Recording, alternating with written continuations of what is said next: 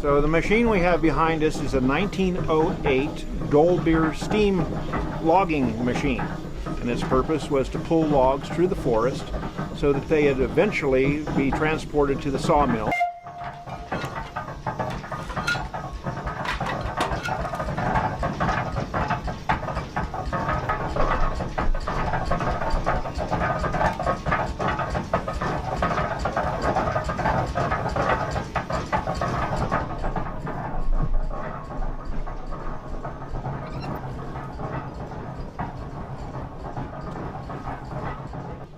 So this steam engine operates essentially by a wood fire boiling a steep kettle full of water, creating steam.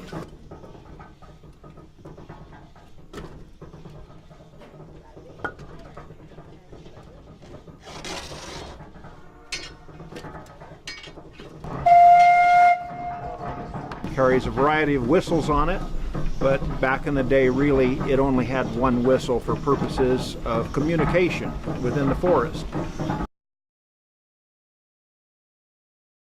If there was a need for communication over the side of a hill, they would have what's called a whistle pump. A small boy that had a wire that was attached to the whistle at the right time so that the steam engineer could engage the machinery and pull the log up from an area where the engineer couldn't exactly see it.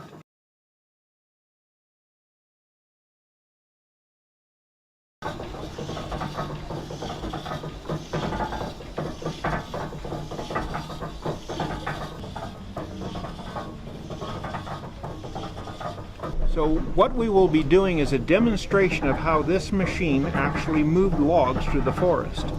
Essentially, the loggers would drop the trees and this machine would roll the logs into two-pole chutes, which is basically a road through the woods.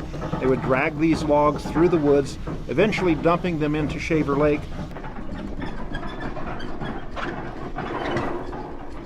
It would be gathered up by the steamboat, the Michigan, transported over to the sawmill.